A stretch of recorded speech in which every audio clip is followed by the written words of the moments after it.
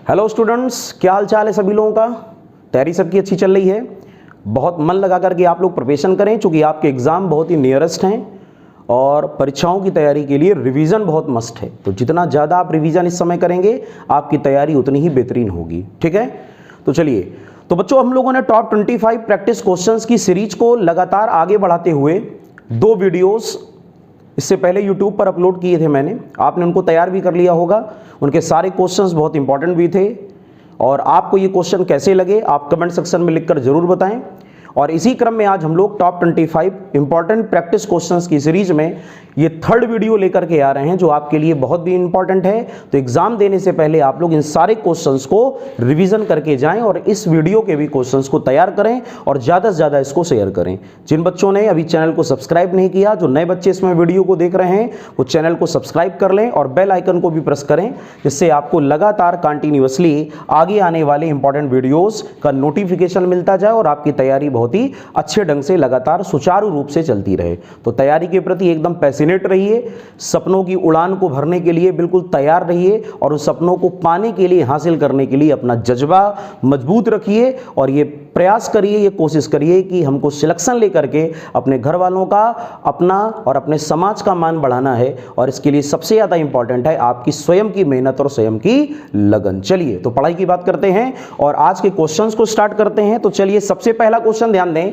Jet engine के कार्य करने का सिद्धांत आधारित है the principle of working of jet engine. सभी लोग जानते हैं इस बात को। इंग्लिश और हिंदी दोनों में क्वेश्चन को बताता चलता हूं, तो आपको समझने में किसी प्रकार की कोई प्रॉब्लम नहीं होनी चाहिए। क्लियर।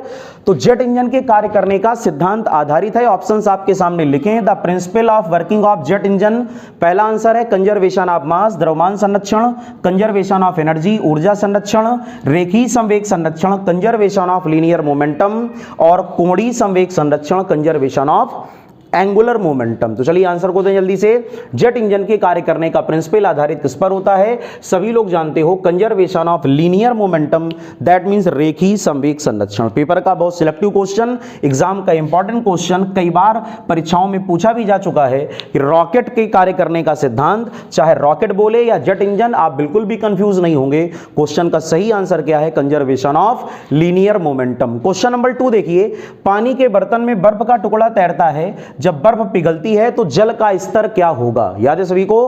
अगर किसी भी बर्तन में पानी को भर के उसमें आइस के ब्लॉक डाल दिए जाएं और जब वो आइस के ब्लॉक मेल्ट होते हैं तो क्वेश्चन ये कहता है वाटर लेवल पर क्या फर्क पड़ेगा?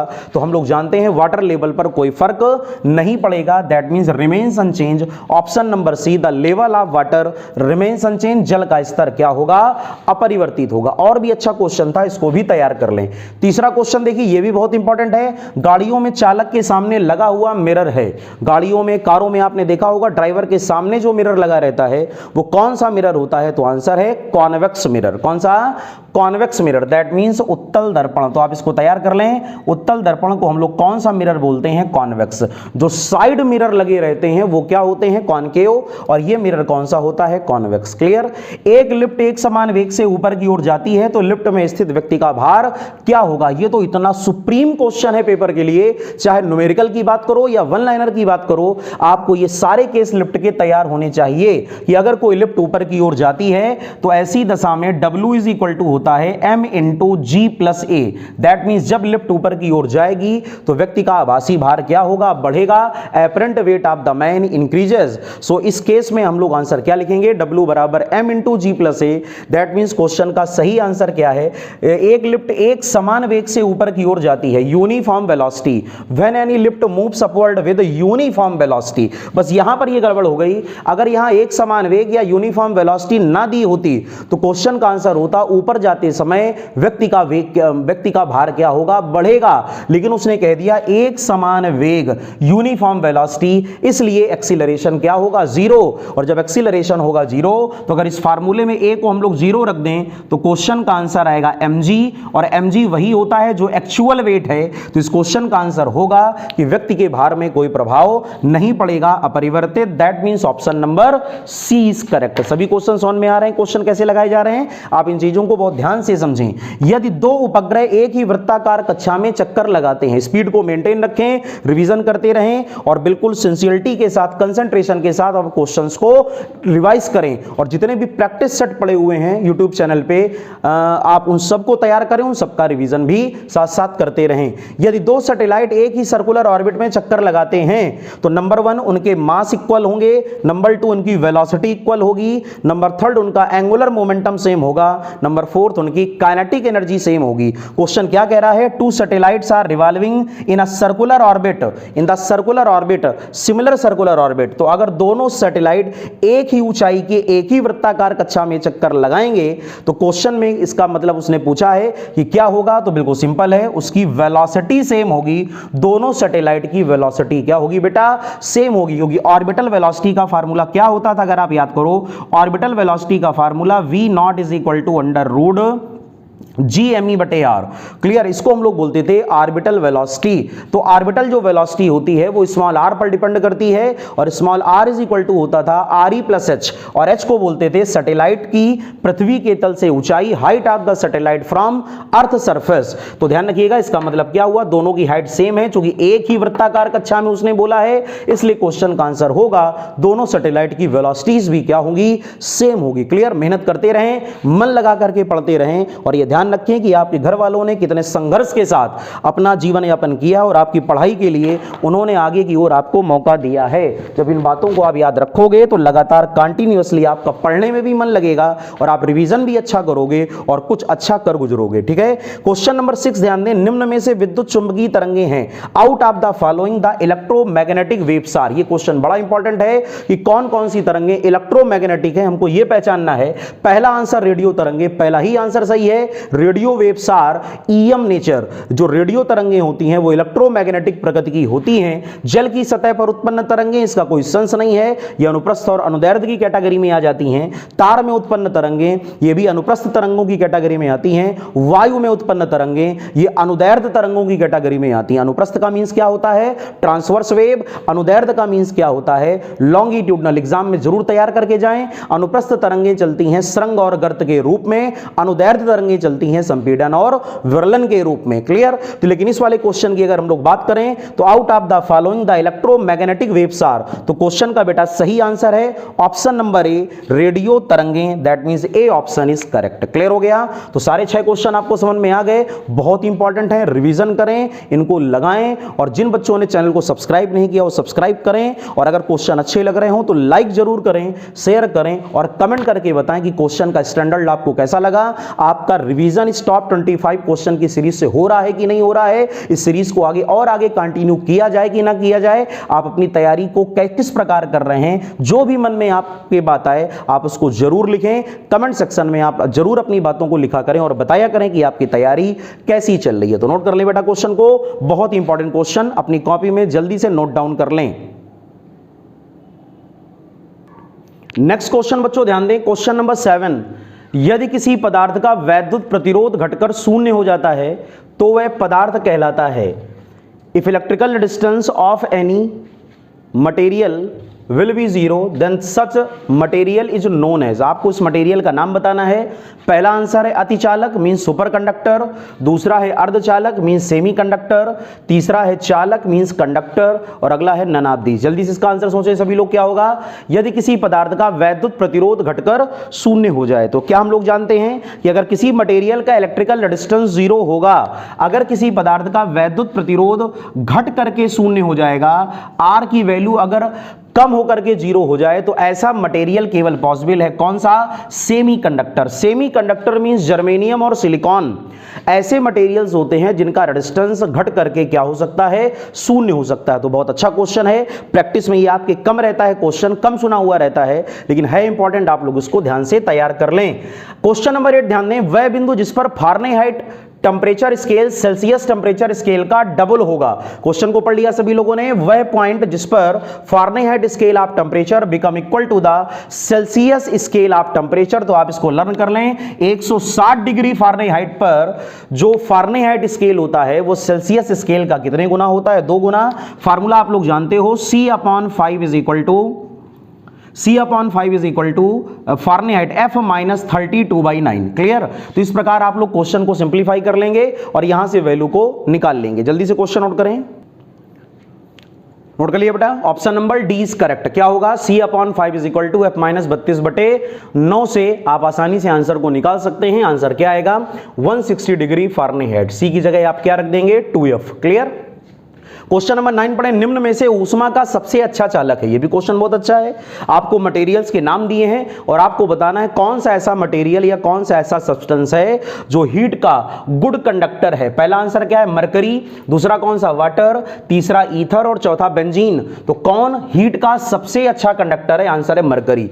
पारा ऊष्मा का सबसे अच्छा चालक होता है, इसलिए option number A is correct. Clear हो गया? क्वेश्चन नंबर 10 ध्यान दें, मोस्ट इंपॉर्टेंट क्वेश्चन। जब पीएन संधि डायोड को फॉरवर्ड बायस करते हो, अग्र अभिनत का मतलब क्या होता है? Forward bias. तो डायोड के रेजिस्टेंस पर क्या फर्क पड़ेगा?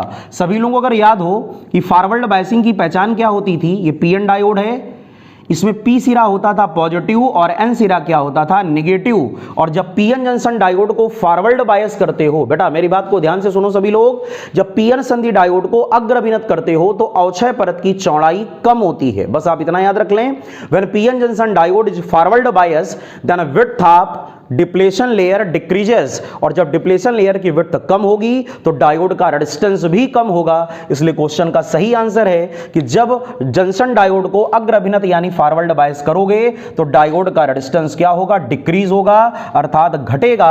और पीएन जंक्शन डायोड एक अच्छे चालक की तरह कार्य कर सकता है। तो दूसरा भी इसका अल्टरनेटिव याद कर लो, अगर PN junction diode reverse bias किया जाए, उत्क्रम अभिनत किया जाए, तो ऐसी दशा में क्या होता है? रिवर्स बायसिंग की दशा में डिप्लेशन लेयर की चौड़ाई बढ़ती है और डिप्लेशन लेयर की चौड़ाई अगर बढ़ेगी तो जंक्शन डायोड क्या कहलाएगा? Reverse bias. क्या कहलाएगा? Reverse bias. और उसका रेजिस्टेंस भी बढ़ेगा। क्लियर? तो रिवर्स बायस में बढ़ेगा और फॉरवर्ड बायस में घटेगा। क्वेश्चन नंबर 11वां ध्यान से देखें, सूर्योदय और सूर्यास्त के समय आसमान का रंग लाल दिखाई देता है। बहुत प्यारा क्वेश्चन है।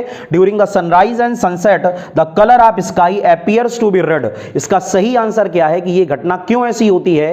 पहला आंसर है विवर्तन के कारण, दूसरा है अपवर्तन के कारण, तीसरा है प्रकीर्णन मींस स्कैटरिंग के कारण, चौथा इंटरफेरेंस मींस व्यतिकरण।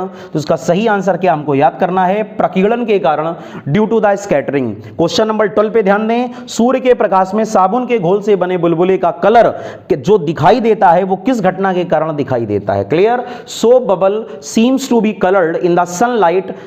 किस फिनोमिना के कारण ऐसा होता है? तो पहला आंसर है इंटरफेरेंस के कारण, दूसरा रिफ्रैक्शन के कारण, तीसरा डिफ्रैक्शन के कारण, चौथा TIR पूर्ण आंतरिक परावर्तन। तो क्वेश्चन का सही आंसर क्या है? ड्यू टू इंटरफेरेंस अर्थात व्यतिकरण के कारण। सभी को समझ में आ गया? क्लियर? बहुत इंपॉर्टेंट क्वेश्चंस हैं, आप इनको जरूर तैयार करें। और ये क्वेश्चंस आपको कैसे लग रहे हैं कमेंट सेक्शन में जरूर लिखें कि इन क्वेश्चन से आपकी तैयारी पर क्या फर्क पड़ रहा है, तैयारी इंप्रूव हो रही है कि नहीं हो रही। जैसा भी हो आप कमेंट करके जरूर बताएं। और बच्चों पूरी दम लगा दें, पूरा जोश लगा दें, पूरे होश के साथ तैयारी करें। एग्जाम आपके बहुत ही नियरेस्ट हैं, बिल्कुल भी सारी चीजें त्याग दें। व्यर्थ में इधर उधर खड़े होना, व्यर्थ में बैठ करके बातचीत करना, मोबाइल फोन को व्यर्थ में देखना, फालतू की समय में फालतू की बातों में समय को बर्बाद करना, ये जितने भी इस प्रकार के व्यर्थ में ज्यादा सोना, ज्यादा खाना, ये जितनी भी एक्स्ट्रा चीजें हैं इन सबको कम करके पूरे एक हफ्ते लगातार मन लगा करके आप पढ़ाई करें, रिवीजन करें। पढ़ाई का मतलब रिवीजन करें, जिससे आप एग्जाम में अच्छा परफॉर्मेंस दिखा करके आए। जल्दी क्वेश्चन को नोट करें। नेक्स्ट क्वेश्चन बच्चों ध्यान दें, क्वेश्चन नंबर 13 पढ़े ध्यान से। क्वेश्चन नंबर 13 क्या कह रहा है? क्वेश्चन नंबर 13 ये कह रहा है एक पिंड पर आरोपित बल F is equal to 6I minus का 8J प्लस का 10K है और उसमें 1 मीटर पर सेकंड स्क्वायर का एक्सीलरेशन आता है, तो पिंड का द्रव्यमान क्या होगा? टॉपिक का नाम क्या है? Newton's law. आपको क्या निकालना है? Mass of the body. Mass का फार्मूला आप लोग जानते हो, F is equal to ma से m is equal to F upon A। तो सबसे पहले हम लोग यहां पर क्या निकाल लेंगे? फोर्स का मैग्नीट्यूड। ठीक है, तो ये आपको जो फोर्स दिया है इससे सबसे पहले आप F निकाल लेना। F इज इक्वल टू √6 का स्क्वायर प्लस -8 का होल स्क्वायर प्लस का 10 स्क्वायर। सॉल्व कर लोगे सभी लोग। इस F की वैल्यू को आप यहां पर पुट कर देना और A की वैल्यू कितनी दी है? 1 मीटर पर सेकंड स्क्वायर, इसको रख देना। दोनों को डिवाइड आप कर दीजिएगा, आपको मिल जाएगा बॉडी का मास और क्वेश्चन का सही आंसर आएगा 10√2 किलोग्राम। कर लोगे कैलकुलेशन? कैलकुलेशन हो जाएगी सभी लोगों से। तो जो भी आंसर आए कमेंट सेक्शन में आप जरूर लिखें इस क्वेश्चन का आंसर क्या आएगा। फिलहाल मैंने तो आपको बता दिया आंसर आएगा 10√2 kg। आगे आप कैलकुलेशन को स्वयं चेक कर लें क्वेश्चन कैसे किया जाएगा। अगला क्वेश्चन देखिए, निम्न में से कौन सा समीकरण ऊष्मागतिकी के प्रथम नियम को दर्शाता है, ठीक है ना। Out of the following which equation shows first law of thermodynamics. तो ऊष्मागतिकी का पहला नियम क्या था कि किसी भी बॉडी को आप जितनी भी हीट दोगे, किसी वस्तु को जितनी भी ऊष्मा दोगे, ये दो प्रकार से व्यय होगी। नंबर 1, ऊष्मा का कुछ भाग आंतरिक ऊर्जा या बाह्य कार्य करने में खर्च होगा और शेष भाग आंतरिक ऊर्जा के रूप में व्यय होगा। The first part of energy utilized in form of external work done and another part is as internal energy. तो इस आधार पर अगर हम लोग यहां पर ध्यान से देखें तो ऊष्मागतिकी के नियम का फार्मूला बनता है Q बराबर डेल्टा U प्लस W, और यहां पर डेल्टा U की जगह क्या लिया गया है, डेल्टा E। इसलिए क्वेश्चन का सही आंसर होगा option number B, delta E is equal to Q minus W। जब आप माइनस W को LHS में लाओगे तो ये प्लस W हो जाएगा। सभी को बात समझ में आ गई। और इसका एक पॉइंट और तैयार कर लें, ऊष्मागतिकी का पहला नियम ऊर्जा संरक्षण पर आधारित है, conservation of energy. Question number 15 most important, इसका न्यूमेरिकल भी आ सकता है एग्जाम में और फार्मूला तो अपने आप में इंपॉर्टेंट है ही। ट्रांजिस्टर के लाभ अल्फा और बीटा में सही रिलेशन होगा। अल्फा बीटा पहचानते हो सभी लोग। जब ट्रांजिस्टर को उभयनिष्ठ आधार विन्यास में यूज करते हो कॉमन बेस कॉन्फ़िगरेशन में तो करंट गेन होता है अल्फा, और जब उभयनिष्ठ उत्सर्जक विन्यास में इसको रखते हो कॉमन इमिटर कॉन्फ़िगरेशन तो करंट गेन होता है बीटा। क्वेश्चन कह रहा है अल्फा और बीटा में सही रिलेशन क्या होगा, option number B, beta is equal to 1 plus alpha upon alpha. Option number B, एक मिनट रुक जाएं सभी लोग, ऑप्शन नंबर बी ना सही होकर के ऑप्शन नंबर सी सही होगा। Alpha is equal to beta upon 1 plus beta. थोड़ा ध्यान देना, जल्दबाजी में क्वेश्चन गलत ना हो जाए, इसलिए क्वेश्चन का सही आंसर आएगा alpha is equal to beta upon 1 plus beta. चलिए क्वेश्चन नंबर 16, एक असमान चुंबकीय क्षेत्र में रखी चुंबकीय सुई अनुभव करती है in non uniform magnetic field magnetic compass experiences. पहला आंसर बल का अनुभव करेगी और बलाघूर्ण का करेगी, दूसरा बल का करेगी लेकिन बलाघूर्ण का नहीं करेगी, तीसरा बलाघूर्ण का अनुभव करेगी लेकिन बल का नहीं करेगी, चौथा किसी का भी एक्सपीरियंस नहीं करेगी। तो नॉन यूनिफॉर्म मैग्नेटिक फील्ड में मैग्नेटिक कंपास को रखने पर वो दोनों का एक्सपीरियंस करती है, बोथ फोर्स एंड टॉर्क, अर्थात बल व बलाघूर्ण। अच्छा क्वेश्चन है, इसको तैयार कर लें। क्वेश्चन नंबर 17 देखें, चालक पदार्थ में चालन बैंड और संयोजी बैंड के बीच कितना अंतराल होता है। चालन बैंड का मतलब क्या होता है, कंडक्शन बैंड, और संयोजी बैंड का मतलब क्या होता है, वैलेंस बैंड। तो कंडक्टर वो मटेरियल्स होते हैं जिसमें कंडक्शन बैंड और वैलेंस बैंड एक दूसरे में सुपर इंपोज रहते हैं, एक दूसरे में अतिव्यापित रहते हैं, उनके बीच कोई भी स्पेस नहीं होता। इसलिए क्वेश्चन का सही आंसर क्या होगा, ऑप्शन नंबर डी। इस बात को हमेशा याद रखें, चालक पदार्थों में चालन बैंड और संयोजी बैंड के बीच कोई भी रिक्त स्थान नहीं होता। बहुत अच्छे क्वेश्चन तैयार कर लें और जल्दी जल्दी सभी लोग इन क्वेश्चंस को रिवाइज करें। जितनी मेहनत के साथ मैं इन क्वेश्चंस को आपको बता रहा हूं, आपका दायित्व है आप उससे ज्यादा मेहनत के साथ इन क्वेश्चंस को तैयार करें और रिवीजन करें, जिससे आप एग्जाम में अच्छा परफॉर्मेंस दिखाएं। जल्दी से नोट कर ले बेटा। क्वेश्चन नंबर 18 बच्चों ध्यान दें, एक कुंडली का स्वप्रेरण L है। The self induction of any coil is L। यदि इसे म्यू पारगम्यता के माध्यम में रख दें, when this coil is kept in a medium of permeability mu. पारगम्यता को क्या बोलते हो, परमेबिलिटी। तो क्वेश्चन में कह रहा है कॉइल का सेल्फ इंडक्शन कितना होगा। स्वप्रेरण गुणांक का मान कभी भी माध्यम की पारगम्यता पे डिपेंड नहीं करता, इसलिए क्वेश्चन का सही आंसर क्या होगा, L।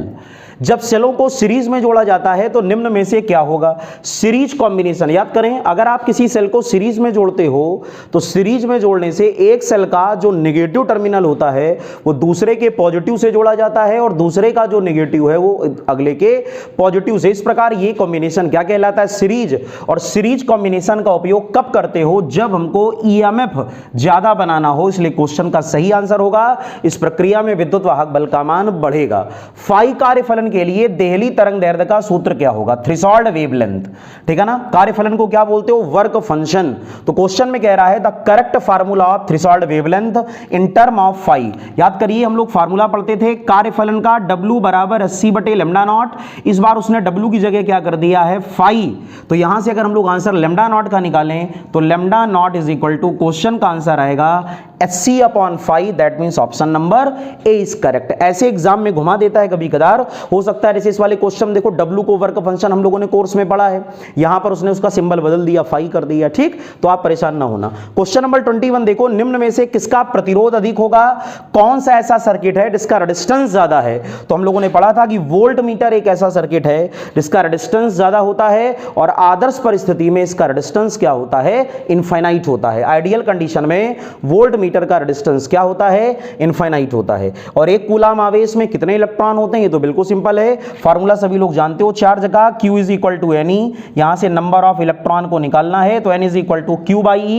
Q की जगह क्या रखोगे? 1 कूलाम, और E की जगह 1.6 into 10 to the power -19 coulomb. Simplify करोगे, क्वेश्चन का सही answer A 6.25 into 10 to the power 18। सारे क्वेश्चन ए सही हो गए, चलो हो सकता है एक का डी सही है, बाकी सारे ए सही है, ठीक है। तैयार करो जल्दी से क्वेश्चन के आंसर्स को, रिवीजन करो, बार बार रिवीजन करो, और जो नए बच्चे इस समय वीडियो को देख रहे हैं वो लोग अच्छी तैयारी के लिए चैनल को सब्सक्राइब भी कर लें, जिससे आगे आपकी भी तैयारी बहुत अच्छे ढंग से लगातार सुचारू रूप से चलती रहे। तो नोट कर लें बेटा क्वेश्चन के आंसर्स को, पक्की बात आप समझ लें, अगर आप सारे क्वेश्चंस को तैयार करोगे तो एग्जाम में इनसे रिलेटेड क्वेश्चन जरूर पूछे जाएंगे, तो आपका बेनिफिट होना तय है। बस आप इन सारी चीजों को लगातार तैयार करते रहें, सारे क्वेश्चंस को रिवाइज करते रहें। नोट कर लें जल्दी से। नेक्स्ट क्वेश्चन ध्यान दें बच्चों, क्वेश्चन नंबर 23, वायु के सापेक्ष जल का अपवर्तनांक 4/3, refractive index of water with respect to air, that means ये आपको क्या दिया है? ANW। और कांच का अपवर्तनांक, refractive index of glass, that means ANG। Question कह रहा है कांच के सापेक्ष जल का अपवर्तनांक ज्ञात करो, आपको निकालना है WNG। तो बेटा फार्मूला क्या होता है याद करें, WNG is equal to ANG/ANW। ANG कितना दिया है? 3/2, और ANW कितना दिया है? 4/3। आप क्वेश्चन को सिंप्लीफाई करेंगे तो क्वेश्चन का सही आंसर आएगा 9/8, that means option number B is correct, ठीक है। लाइट का क्वेश्चन था, इंपॉर्टेंट है, रिवीजन कर लें। किसी तरंग की तरंग दैर्ध्य 40 मीटर है, दिस इज द लैम्डा। आवर्तकाल यानी time period T is equal to 0.5, जब T इज इक्वल टू 0.5 तो फ्रीक्वेंसी होगी N is equal to 1/T। Clear? तो यहां पर ये आ गया, फ्रीक्वेंसी आ गई 2, और क्वेश्चन में आपसे ये पूछा है कि वेव स्पीड बताएं, और वेव स्पीड का फार्मूला क्या होता है? v is equal to n lambda. n की जगह क्या रखोगे? 2, लैम्डा की जगह 40, इसलिए क्वेश्चन का सही आंसर आएगा 80 मीटर पर सेकंड। क्लियर? क्वेश्चन नंबर 25 ध्यान दें, आर्गन पाइप को गर्म करने पर पाइप में उत्पन्न ध्वनि की चाल, the speed of sound in the organ pipe when it is heated. तो जब आप किसी भी आर्गन पाइप को गर्म करोगे तो उसका टेंपरेचर बढ़ेगा, और याद करिए ध्वनि की चाल ताप के साथ क्या संबंध रखती है? V proportional √T। That means जैसे जैसे टेंपरेचर बढ़ेगा वैसे वैसे स्पीड ऑफ साउंड भी बढ़ेगी, that means option number A is correct. Note कर लें जल्दी से, ध्वनि की चाल ताप बढ़ने पर बढ़ती है। तो बच्चों आज के क्वेश्चन आपको कैसे लगे आप कमेंट सेक्शन में लिखकर जरूर बताएं, जरूर से जरूर बताएं। और जिन बच्चों ने अभी तक चैनल को सब्सक्राइब नहीं किया वो सब्सक्राइब करें, और अगर वीडियो अच्छा लगा हो तो लाइक और शेयर जरूर करें, जिससे अन्य बच्चे भी इसका लाभ उठा सकें। और जो बच्चे कोचिंग क्लास नहीं ज्वाइन कर पाए या वो दूर दराज इलाकों में रहते हैं जहां पर उनको अच्छी शिक्षा प्राप्त नहीं हो पाती ऑफलाइन जाकर के, उन बच्चों को लगातार तैयारी करने में मदद मिल सके। क्लियर? और आप सभी लोग भी अपनी तैयारी को मन लगा करके करें, ऐसे सारे क्वेश्चंस की सीरीज को ऐसे ही आप तैयार करते जाएं। जल्दी ही ऐसे फार्मूला क्वेश्चन की सीरीज भी लेकर के आपके सामने मैं जल्दी उपस्थित होऊंगा। तब तक आप लोग इन क्वेश्चंस को अच्छी तरह तैयार करते रहें, रिवीजन करते रहें, पूरे जोश के साथ, पूरे होश के साथ मन लगा करके आप तैयारी करें। एग्जाम आपका बहुत ही नियरेस्ट आ चुका है, इसलिए अपने समय की बर्बादी बिल्कुल ना करें, ज्यादा से ज्यादा टाइम रिवीजन में करें। क्लियर हो गया? तो आज ये टॉप 25 क्वेश्चंस का प्रैक्टिस सेट नंबर 3 आपको मैंने प्रोवाइड कराया है। आप लोग इसको जल्दी से जल्दी तैयार करें और सारे क्वेश्चंस रिवाइज करें। और पिछले जितने भी प्रैक्टिस सेट पड़े हुए हैं, याद करिए जिस समय पेपर एयरफोर्स का होने वाला था और उस समय वो थोड़ा सा पोस्टपोन हो गया था पेपर, किन्हीं कारणवश, कोविड के कारण, तो उस समय कुछ वीडियोस मैंने अपलोड किए थे यूट्यूब पर, जिसमें कई सारे प्रैक्टिस क्वेश्चंस को पूरे सॉल्व करवाए गए हैं। तो सारे प्रैक्टिस सेट आप लोग तैयार करें, और जो लेटेस्ट प्रैक्टिस सेट आ रहे हैं इनको भी आप देखें, इनको तैयार करें और इनके नोट्स बनाएं। तो नेक्स्ट वीडियो में नए टॉपिक को लेकर फिर से जल्दी उपस्थित होंगे। तब तक के लिए जय हिंद, जय भारत।